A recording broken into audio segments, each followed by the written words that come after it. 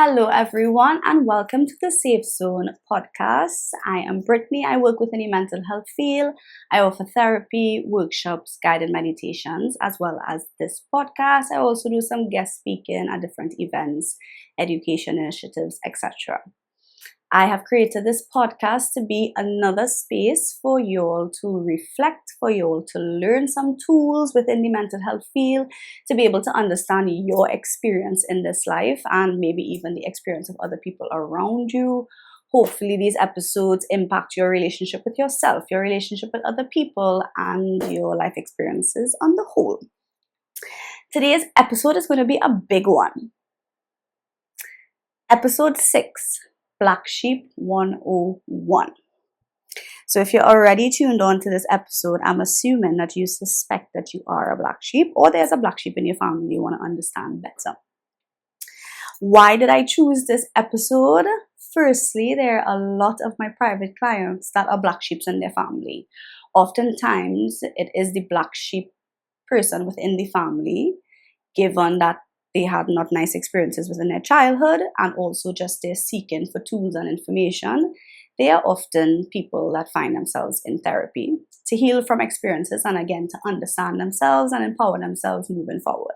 So because there's a lot of black sheeps within my clientele, I thought this is another little tool for them to learn some more about themselves and their experiences.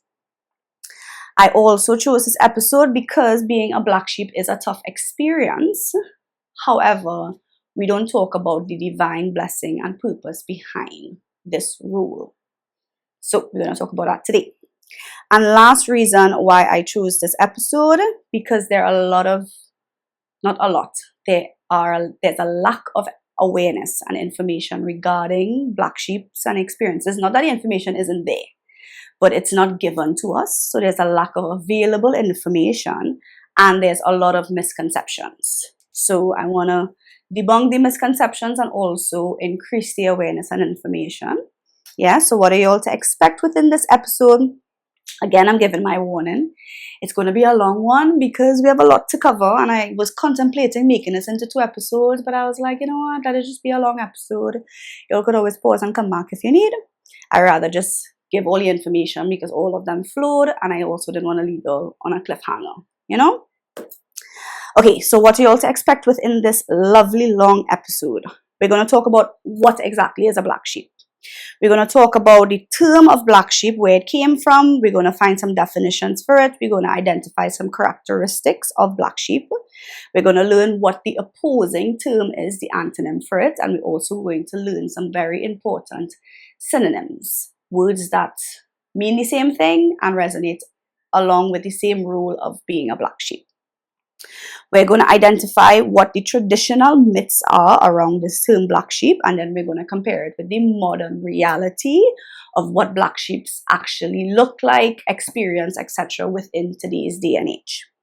We're going to talk about what the experience is of a black sheep. We're going to talk about the negative symptoms that come from the black sheep experience.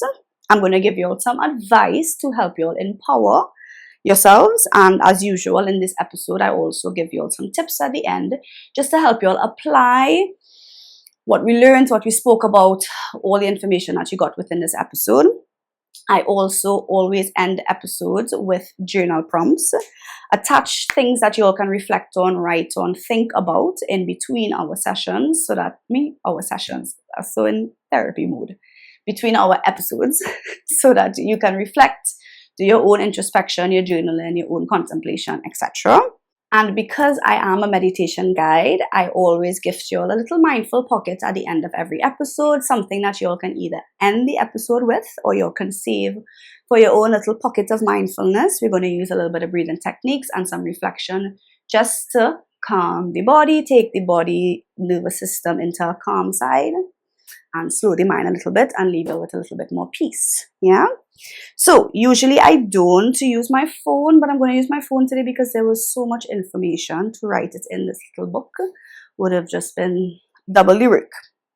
So we are going to start with what is a black sheep. So the term black sheep The origination of the term, it just comes from exactly what it refers to, a black sheep.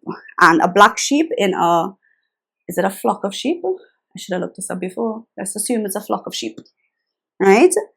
A black sheep in a flock of sheep is very rare, number one, because you're obviously going to find more white sheep than black sheep. And it's also seen as less valuable because the wool itself is harder to dye. And of course, it stands out in the flock. You can see the black sheep a mile away in a flock of white sheep, right? Within the 18th century, this phrase became very popular to refer to the odd one out, and it also started creating or carrying a negative connotation, a negative meaning. And there's even some aspects where it has become this religiously sinister type of term. Yes? Some accurate definitions. So Webster's definition says that it's a person who causes shame and embarrassment because of their deviation from the accepted standards of a group. Some characteristics of black sheep. These black sheep are often the members of families that are rejected, misplaced, misunderstood, marginalized, alienated from their family members. And this happens because they act, behave, or think differently than everybody else. And black sheep, this is super important to bear in mind. Black sheep are always found in dysfunctional families. There's no functional family that has a black sheep, right? So again, I hope that this little point starts to make any black sheep out there start to question the validity of their rejection. Yeah.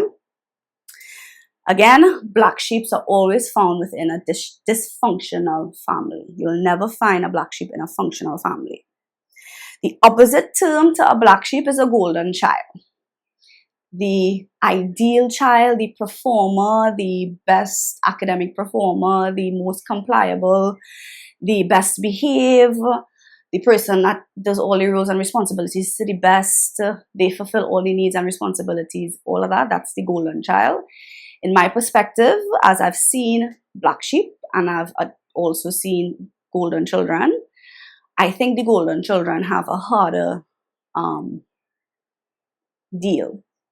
Why I say that is because majority of black sheep are able to empower themselves in their adulthood. And eventually, after intentional work and healing and all of that, they're able to pave their own road and make their own authentic life and operate as an independent adult. Whereas golden children, they develop, I just see them as like this, not imposter syndrome. What do they call this again? Stockholm syndrome. You know, when you're in love with your captor. So they will be like the siblings still defending or keeping close relationships with the most unsafe family members. They are the ones that have taken up the unfair responsibilities of being another parent or being their parents' emotional support. And sometimes these golden children continue on into their adulthood. Large portions of their resources, their time, their emotions, all of that is still tied to their childhood home when it should rightfully be more tied towards their own home. And you see these adults, they're in adult bodies, but they're still children seeking approval from neurotic people that you can't please. Anyway, as I said, I think if I had to choose a role, I'll choose the black sheep over the golden child. Because those golden children, I feel very sorry for them. Okay. Oh, and they also have to do tricks for treats. And, you know, their acceptance, even though it seems like it is unconditional acceptance that they get, it's actually very conditional, and it requires them to really perform on whatever the metric space is, that they just have to really perform and continue performing. And again, these golden children are often high performers, not in a good way, perfectionists, which is not some nice negative self-talk, and not all perfectionists have a stable self-esteem. Anyway, we're not talking about golden children today. Again, off track. Similar terms to the black sheep. This is super important. Black sheep are also referred to as the family scapegoat. They're the person to blame. They're the person that everybody blames and puts blame on. They're responsible for whatever the problems are in the family. It's never the family's fault. It's never somebody else's fault. It's never a repeated pattern or a dysfunctional other person in the family. It's always this person's fault. So the family scapegoat. They are the truth teller. Half the times that they are getting chastised and marginalized and excluded, or that experience is because they are truth tellers. They can't just pretend, they can't fake, and they want to address the elephant in the room. They want to have a conversation about what happens. They don't want to sweep things under the rug. And that truth telling conviction that those black sheeps have often get yourself in trouble in dysfunctional families because they don't want the truth. Another synonym is cycle breakers, and that's really deep. You all have been given eyes to see and ears to hear for a reason, and you all are able to notice the cycles in the family. So it's important for you all to identify what those cycles are and make the decisions, the hard decisions, because they're not going to be easy, but the hard decisions to break those cycles within yourself and your family to come. Other terms, lone wolf, the outcast, and these are also people that are very authentic or non-conformist. They don't want to conform. Okay, so we're going to throw a little bit of theory in here. This is a theory from sociology. It's called family systems theory from a person named Bowen. They define black sheep as the black sheep, or the identified patient, is one who is part of a family's collective. They experience an unconscious psychological projection process where the family essentially defers and outsources the pain, attention, and anxiety felt within the family of the dysfunction, within the dysfunctional family, onto one person. I'm going to repeat that again. The black sheep or identified patient is the one who is part of a family's collective. They experience unconscious psychological projection where the family essentially defers and outsources pain, attention, anxiety that is felt within the dysfunctional family system onto one person. The family scapegoat, cycle breaker, black sheep serves as a protective function for the family's larger dysfunctional patterns. The more we put focus on this one person, is the easier we can protect our own egos or whatever we are trying to keep together, right? So the more we focus on this one person, we could ignore all the other elements of dysfunction around that we don't want to address, acknowledge, accept, take accountability, or fix. And they justify it because those black sheep are disrupting the family homeostasis. Whether that homeostasis is healthy, predictable, volatile, or involatile. Point is, they want to protect that family homeostasis. And the black sheep, the scapegoat, oftentimes disrupts this flow. Yeah? Some traditional terms for black sheeps. They are often they would have been seen as the peculiar, the misfit, the worst member. They often carry a bad reputation. They're poor decision makers. They do not fit in. They do not follow rules. They are the least valuable member of the entire group, and they have no purpose or benefits, and sometimes they carry more cost to the family.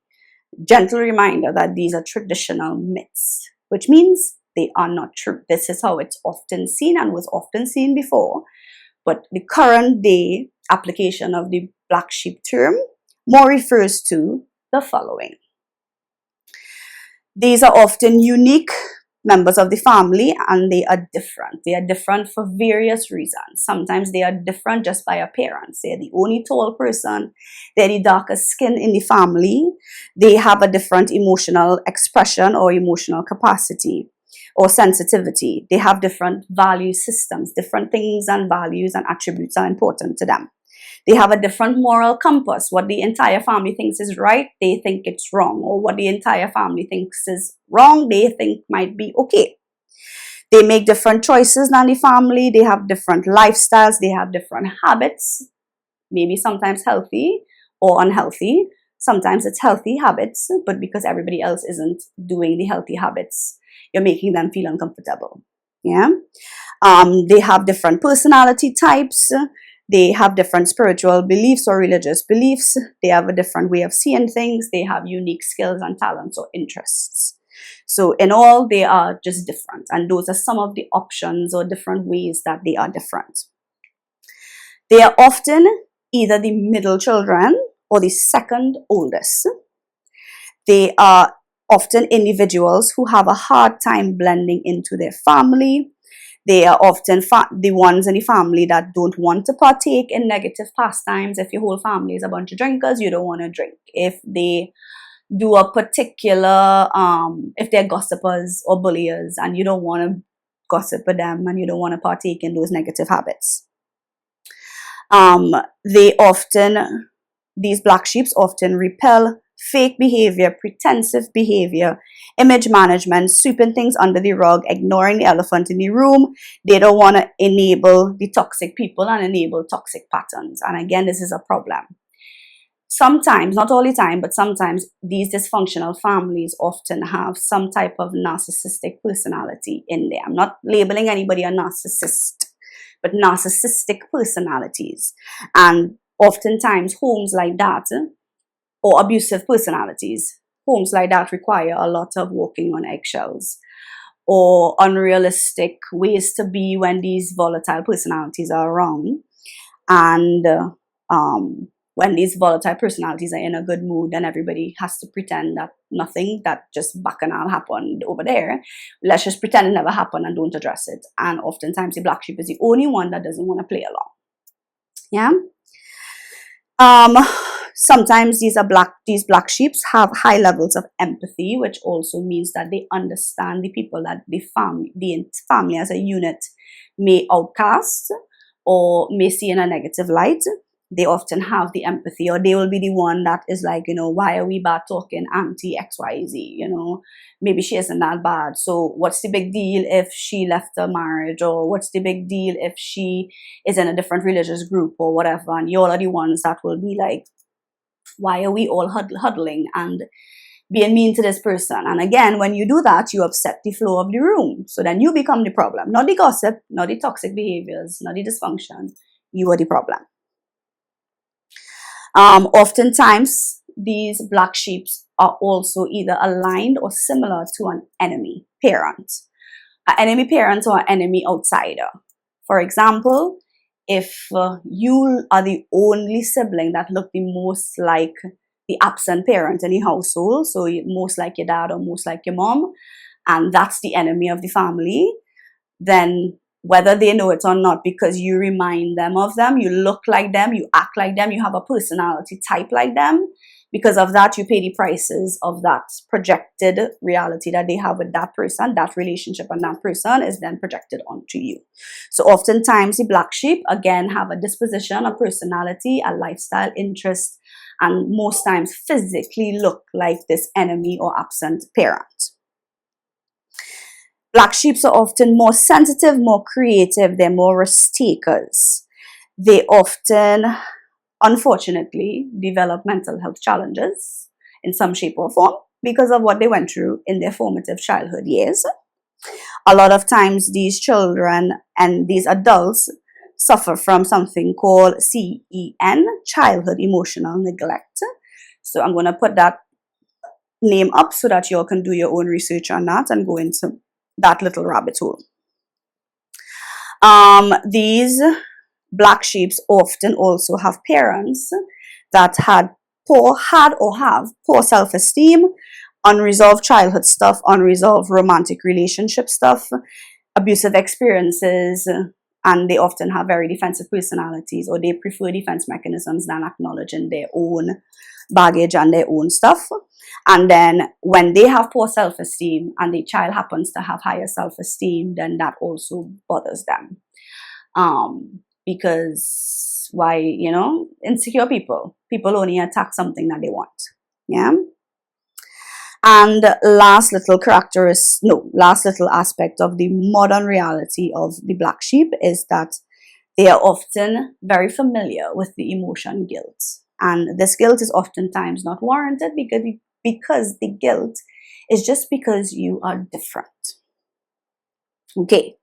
A little bit more on the experience of black sheep. Black sheep have experienced lots and lots of emotional and psychological struggles. This is because of these struggles and these emotional psychological struggles that they would have gone through. Oftentimes they would have developed behaviors, protective behaviors. So they will often become the more aggressive person in the family, or they may turn to fighting, running away, promiscuity, drugs, alcohol, any of these things, because it's their way of coping with what they are experiencing.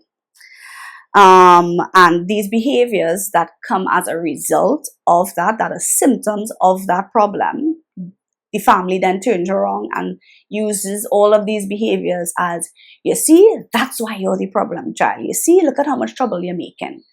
What I would say, pausing on the conversation on black sheeps, is habits like drugs, alcohol, fighting, promiscuity, gambling, etc. We often try to treat those behaviors, but those behaviors are like an iceberg, right? The behaviors are the top, but majority is underwater, and there's so much more reasons and things that contribute to those types of behaviors. So especially if those behaviors show up in teenagers, you are looking too much at the symptoms of the problem rather than addressing the problem. No happy, functional, healthy, good self-esteem, safe and needs met teenager is going to be aggressive, drinking, having risky sex, making those types of decisions that are self-sabotaging, self-harming, fighting with other people, etc. Those are all silent cries for help. Yeah.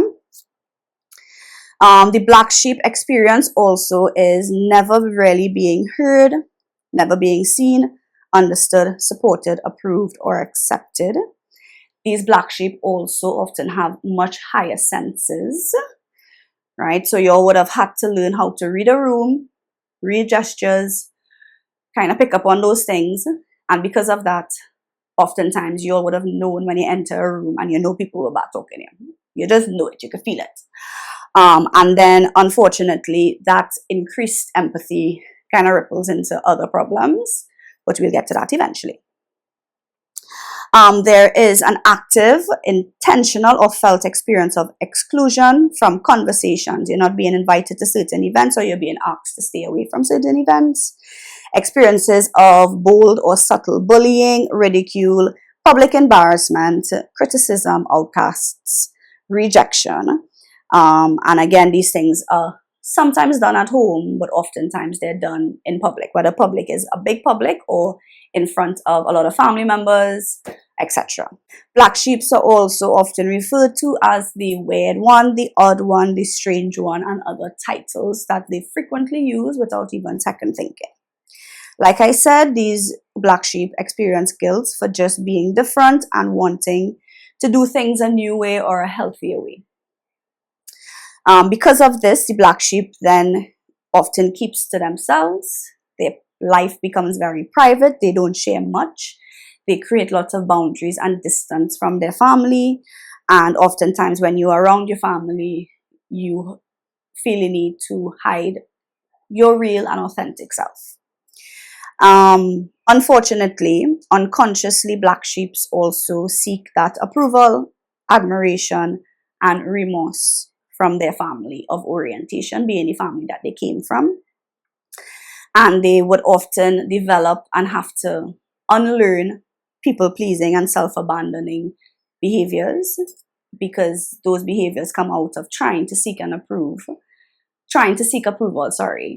But the problem is you're trying to seek the approval of very neurotic people. And neurotic needs, let me not say neurotic people, very neurotic needs. And by neurotic needs, it means that they're unsatisfiable needs. You can try high and low, do the most. You can try to do everything like the golden child, anything like that. But you are still not going to get that approval. And it takes intentional awareness, consistent awareness to be aware of that. That was very intellectual of a line.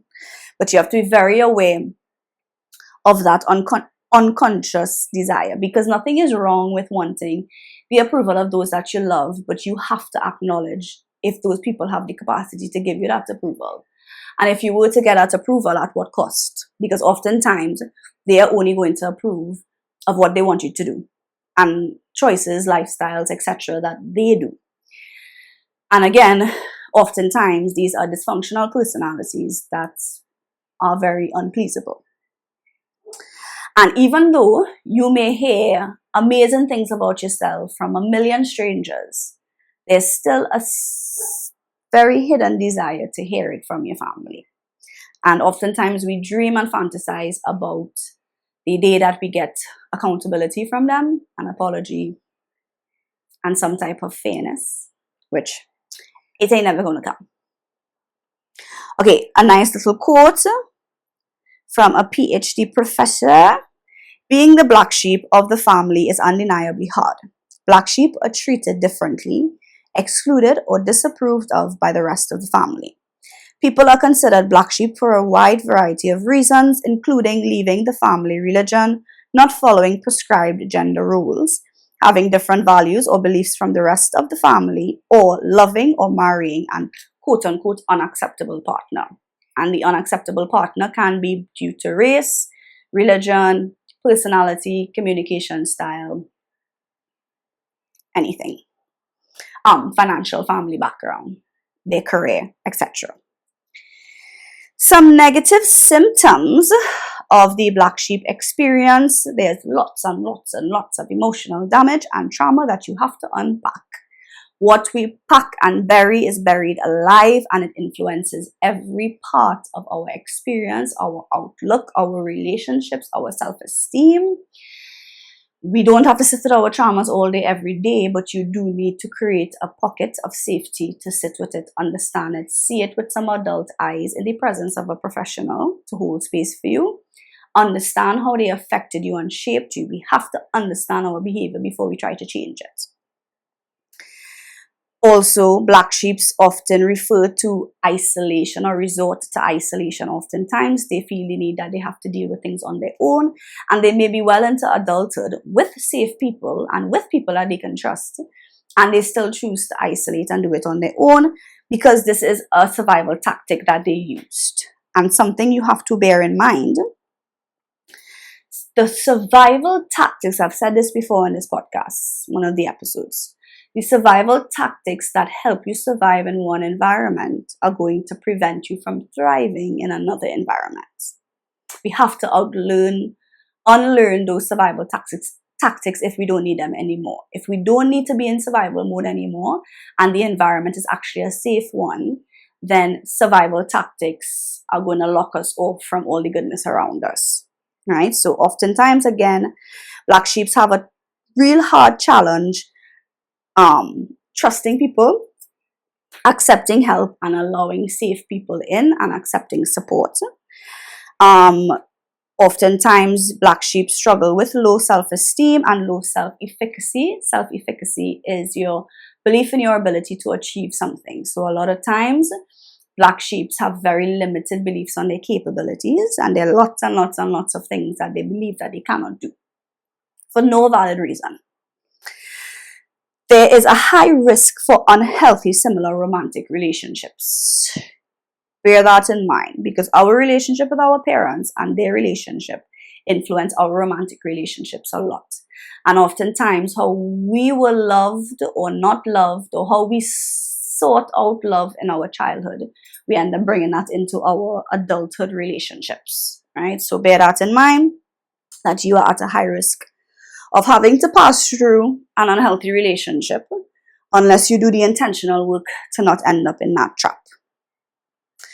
This often happens because there's a broken radar as to being able to judge what are unsafe and safe characteristics, because we often veer towards what is familiar. And if you grew up in a dysfunctional home, what is familiar may actually be very unhealthy and dysfunctional. Y'all, I don't know, Anna. I am just dying of sweat right now. So just don't mind me while I clip up my hair, because I was really trying to be fancy for y'all and keep my hair down and thing. But it's too hot for that now. So don't mind me. Anyway, these black sheep in their adulthood, they continue to grow and become adults and their adult age and all of that. But oftentimes they still maintain a very childlike state, a very childlike mindset, a very childlike emotional expression, and very childlike communication styles. Because oftentimes they were never treated like an adult as they continue to get older. And because of that, they have never mentally transitioned into their adulthood. And of course, they have experienced abandonment, neglect, loneliness, etc. Some advice. Let's get a little positive, okay? Because we really like playing our violin a lot. So let's get positive. Some advice to your black sheep. First, create your own family.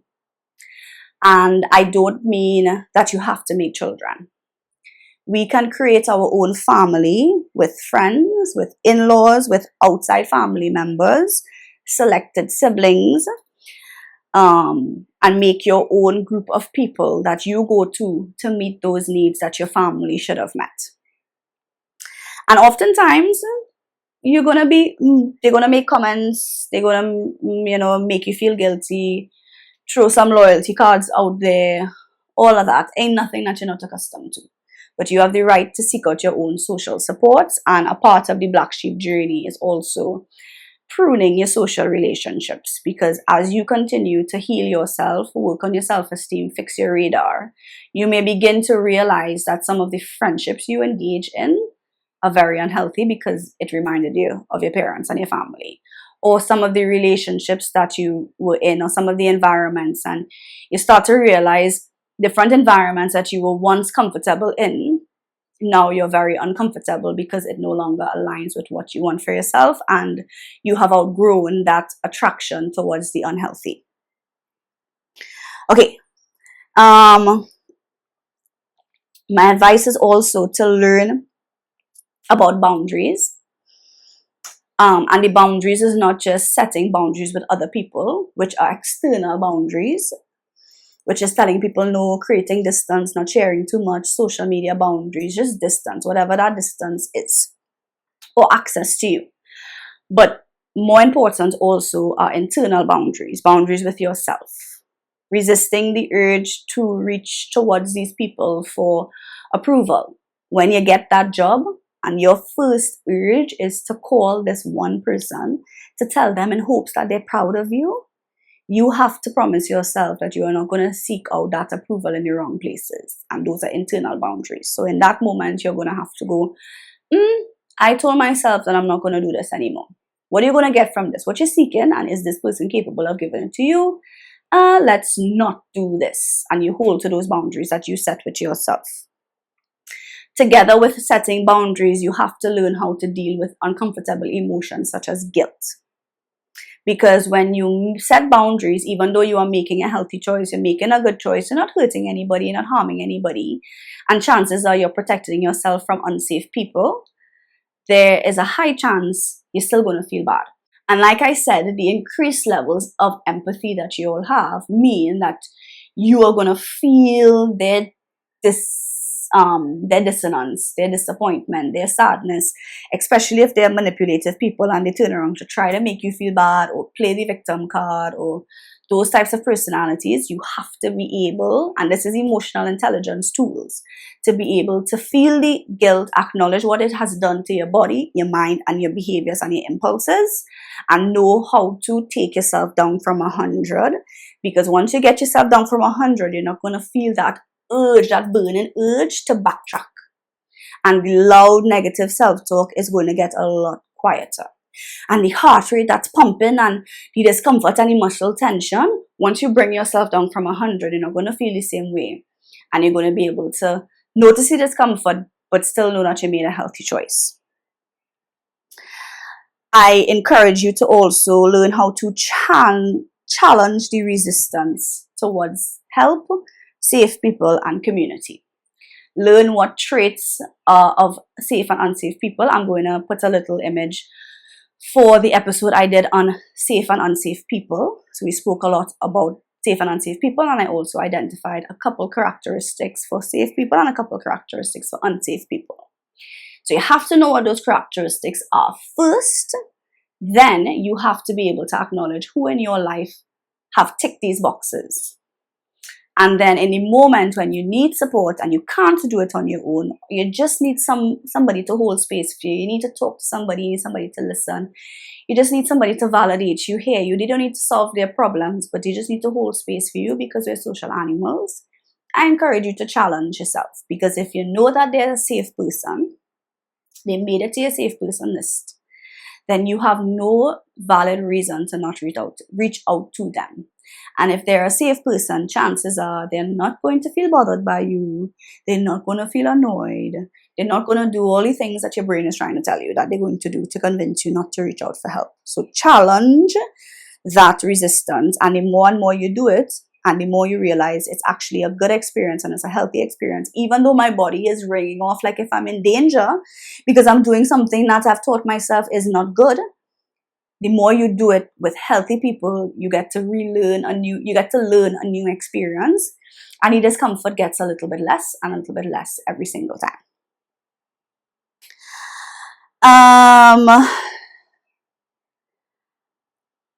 Therapy will also help you a lot with reframing and revisiting negative experiences and these psychological scars that you have, because there is a gift in suffering. There's a lot of wisdom that comes from experiences, and the world out there is not an easy world. So chances are you have so much resilience compared to someone else that may not have had to face so much in their childhood and so much earlier years. So reframe and revisit those negative experiences so that you get to find some gifts in the midst of it.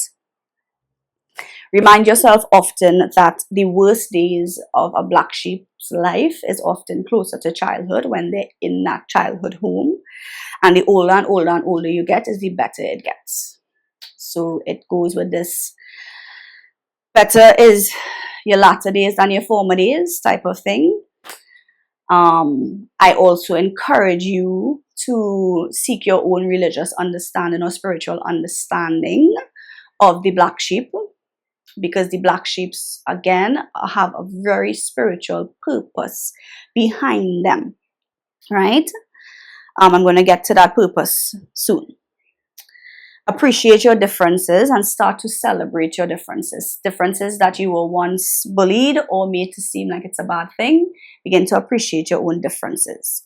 See the benefits that you have gained from being a black sheep. You're more resilient. You probably have a higher stress tolerance.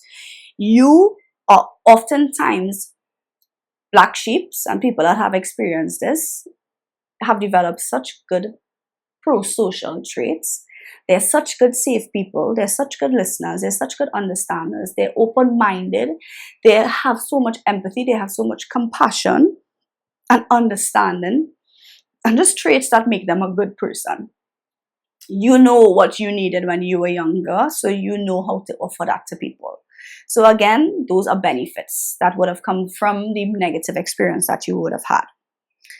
Understand the cost of authenticity.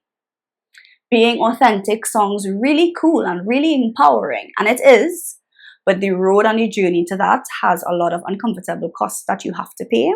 I did a whole episode on costs of authenticity, so I'm going to put that little image up and you can check that episode out. We spoke about a couple costs to being your authentic self. Acknowledge that, again, you would have gained so much strength and it took so much courage for you to stand firm in your authenticity and choosing to be marginalized over just conforming, just for the acceptance, just because. Acknowledge that it took a lot of courage, and chances are that you would have survived lots and lots of hard days, lots and lots of hard moments, lots of mental struggles and storms. And also you would have had to make a lot of, or you still have to make a lot of hard choices that are for the benefit of your peace. A lot of hard choices, a lot of changes in your life that you would have had to make for yourself, or you would have to make eventually for yourself. And that's a lot to be proud of. And last little advice I want to say is spend some time seeking power, your gift, your purpose. there is a deeper spiritual meaning behind the journey of a black sheep. Like I said in the beginning, you have been given eyes and awareness and wisdom and ears to hear and eyes to see, a different outlook, a different approach, a different desire to want better and healthier. You have also been given these unique and different talents and skills for a reason. So do what you have to do to heal from whatever, but at some point start to ask yourself the questions as to why. What's my purpose here? Why out of the whole lot and the whole bunch, I was chosen to be this different, right? Again, bear in mind that they speak about these things. A prophet is without honor in his own home. You acknowledge that if you stand for anything right in this world and just in this world, chances are you do not fall into the quote unquote norm. So there's a spiritual purpose on your life. Acknowledging what are the cycles that you want to break, asking yourselves and reflecting on your family, looking at your maternal line, looking at your paternal line, looking in your family and seeing what are the habits, what are the cycles, what are the repeated behaviors, coping mechanisms, personalities, lifestyles, habits, etc. that you want to break. It's very important to know what we need to break before we actually just go forward. And also bear in mind that you have been given this conviction to be a truth teller for a reason, and use your voice. Use your voice and use your courage to make the difference, to bring awareness, to speak the truth, and to help free and empower some other people. And a super important part of being that cycle breaker and this black sheep and not giving up and standing in this power is that you also are going to pave the way for future black sheep. Because again, in any dysfunctional family, you may have broken the cycle in your family, but if there's other families attached to that family, there's always another black sheep. There's always someone upcoming in the generation. And if you stuck it out and you did what you did and you have quote unquote desensitized the family to an authentic person that has stood in their power and made their own decisions and eventually made something of themselves, then you give a guiding light, a lighthouse in the midst of the ocean to somebody else coming up to say, okay, well, look at this person, look at this aunt, look at my uncle, look at this, my cousin or this other random family member that stood in their power, and maybe I could go to them for advice. And again, you would have gone through the harder path. It's like walking through a whole cane field and you clear the path. So now there's a lot less canes that they have to cut down. They will have their own trials and their own things and their own stuff in their path, but you would have cleared a lot for them as well. 2 quotes that I want to give before I close off this advice part.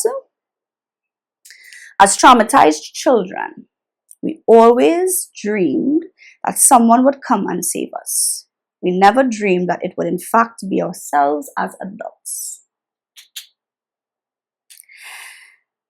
Do not cringe. Another quote. This is from another PhD peeps. Do not cringe and make yourself small if you are called the black sheep, the maverick, the lone wolf. Those with slow seeing say that a nonconformist is a blight on society. But it has been proven over the centuries that being different means standing on the edge, that one is practically guaranteed to make an original contribution, a useful and stunning contribution to her culture. Lots and lots of people, whether in media, in music, in art, in people that have stood up for certain things that existed in society, social activists, so much of these people are black sheep. They weren't the people that were accepted from their family. And don't sit and believe everything you were told when you were younger. You only believe it because you've heard it over and over. And the brain only believes the truth as what it hears over and over. But be curious enough to wonder why you are so different and what is the purpose in your life. To end off, I'm going to give a couple of tips, right? So tips to help you all move through and apply some of this information. First, I really encourage black sheeps to get into therapy. If you don't want to see a female, see a male. You don't want to see an old person, see a person that's closer to your age. You don't want to see someone online, see someone in person. You don't want someone in your country, go in your region. You don't want in your region, go international. Why I say this is because there's only so much self-development, work, reflection, understanding that we can do with ourselves, right? Compared to someone on the outside. And aside from just someone on the outside and their lack of bias, also someone that has the qualifications to help you work through the difficult experiences that you've had in your life. In therapy, you can help yourself move from a childlike state to a more age-appropriate adult-like mindset. It's also going to help you process, unlock, and resolve whatever would have happened. And you're going to get the tools, the self-awareness, the understanding, the release of old traumas, the acknowledgement of survival tactics, and the help to help unlearn it. You're going to get all of those tools in a professional space. So I really encourage you to seek what that can look like and find your fit. If you tried therapy once and you didn't like it, it's like a coach trying to find a trainer or something. You have to pick and choose. You have to find your fit. So don't be discouraged if you didn't really have a good experience the first time. Be open to try someone new and see if that person fits. And also sometimes we outgrow therapists, or we outgrow the dynamic, or we just need something different, and that's okay as well. Another tip is be very intentional to create your own family. Give yourself permission to reach out to other people and accept support from other people. And resist internalizing the loyalty guilt and this pressure that your family gives you when you have invested more time in safe people than with them because of how you feel around them. Be intentional about who you share your experience to. Vulnerability is great and healthy and beneficial to growth with safe people. Vulnerability around unsafe people creates a lot more damage. So be very intentional, because there's also a heavy pressure with aligning with your family. There's a heavy pressure and guilt when someone decides to distance yourself from their family. There's a heavy pressure for loyalty, secrecy, image management, and protection. And oftentimes there's a lot of people that, again, you're trying to address a level of dysfunction, and not everyone has the emotional maturity and capacity to sit with it. So you're just going to get a bunch of defense mechanisms. You're going to get some denial. You're going to get some anger. You're going to get a humor joke. You're going to get some aggression. You're going to get all kind of stuff that, again, just going to add more injury to the situation. So be very mindful who you want to share your experience with. You're allowed to share your experience. It's your story. You have a right to do that. But make sure that you're sharing it around the right people that can understand you, validate you, not enable you, but understand you and validate you and hold space for you in the right way. And again, yes, I mentioned it under the points of therapy, but I also want to put it on a separate point. Be very intentional to release all this stuck stuff in your body. The unsent words, the things that your body, that 2-year-old, 3-year-old, 5-year-old, 7-year-old, 10-year-old, 13-year-old, 15-year-old, 18-year-old didn't say, experienced, felt, held in your body, experienced in your mind, shoved at the back of your brain. Be very intentional to release that, because there's also a lot of health drawbacks that come with stored stuff in your body, right? There's a lot of science behind this mind-body connection. Do your work to increase your own level of self-awareness. Learn who you are and give yourself permission to create your own identity, not just the identity that was given to you. Be able to learn and acknowledge what your survival tactics are, and be very intentional to unlearn them and challenge yourself with healthier behaviors and responses. Yeah? And that's all the information and content. I know there wasn't a lot of chit-chatting and talking in the midst of it, because it was just a lot of heavy information. But yeah, I hope you all got a lot from this chat, because this black sheep thing, you all are heroes, honestly. and you all deserved so much more love than you got. You deserved so much more acceptance and celebration for your uniqueness. You deserved so much more fertile soil for your growth. But at the same time, what is one of the best fertilizers? Not shit. Don't we grow better when there's more and more and more shit in the soil?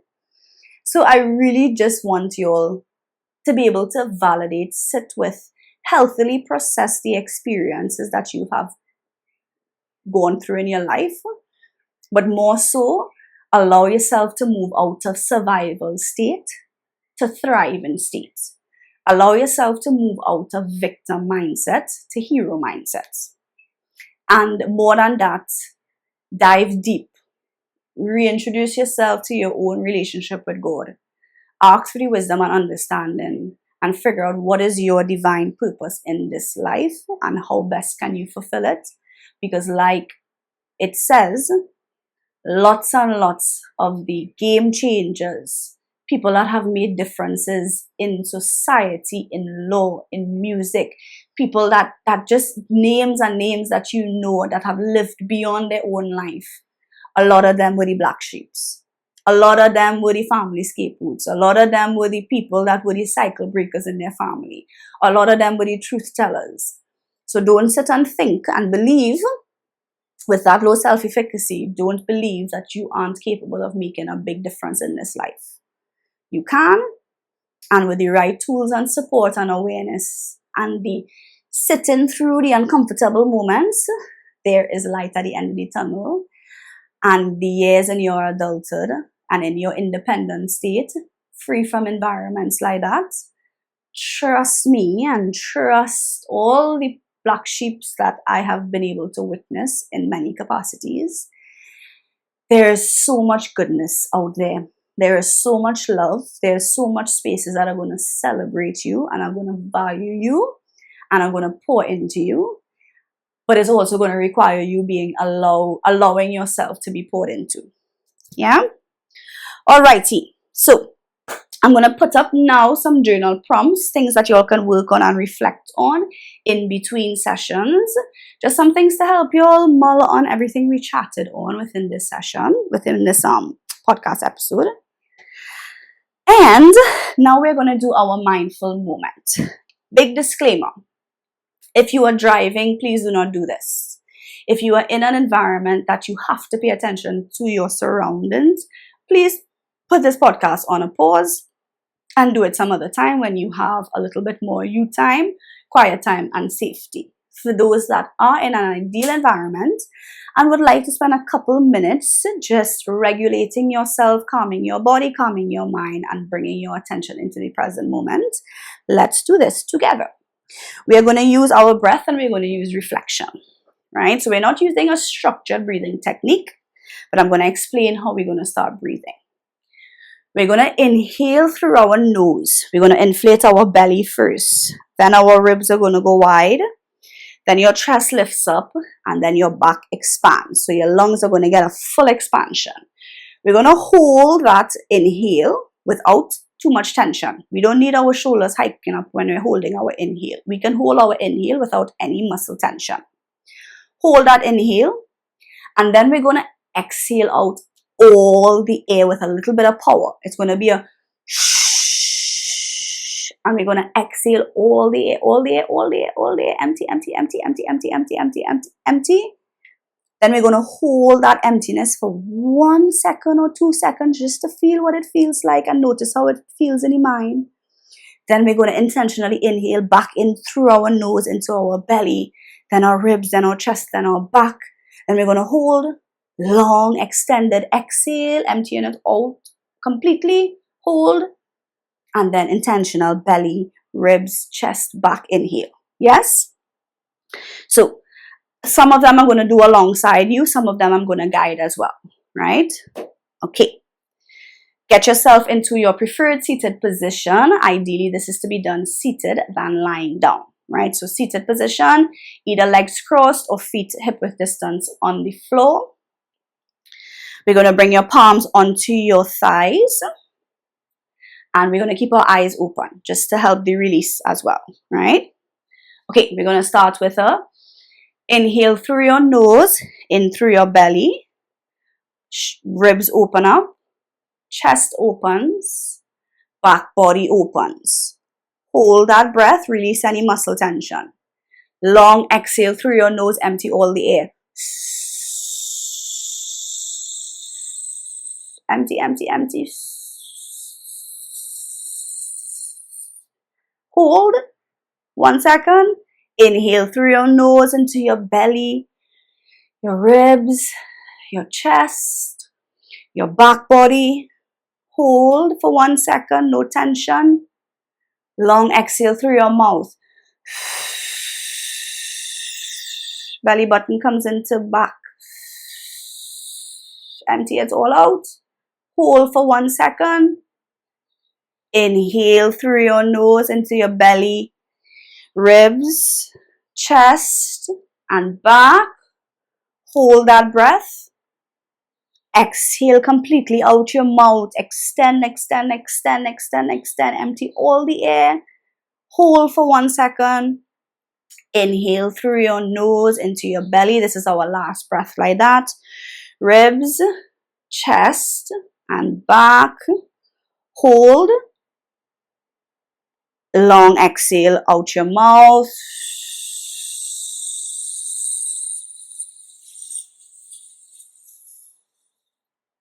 Hold. And back to normal breathing. Take a little moment to observe your mind, observe your body. I want you to list 3 things that you are grateful for that exist outside of you. Anything about your environment, your life, the people around you, your experiences, anything, anyone, anything at all. 3 things.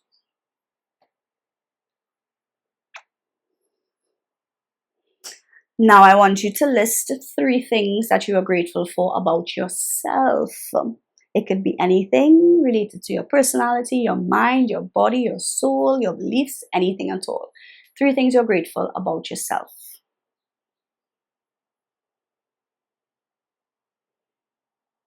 And 1 thing that you are proud of yourself for. Anything at all. My answers to that, 3 things that I am grateful for that exist outside of me. I'm grateful for my office. I'm grateful for my family. I am grateful for electricity today so that I could have filmed. 3 things within myself that I'm grateful for. I am grateful for my voice. I'm grateful for all my functional senses. And I am grateful for a healthy brain to think, remember, make good choices. And I am proud of myself for always making my deadlines for my podcast episodes, even if it's super close by. And that is it for today, everyone. Thank you so much for enjoying this episode. I hope you learned a lot from this episode. I hope you have a peaceful rest of your day, a peaceful rest of your night. Feel free to recommend any requested topics or tools or anything like that. New episodes are posted on Spotify and YouTube every 11th, every month at 11:11 a.m. Trinity time. I will see you here soon again, guys. Toodaloo.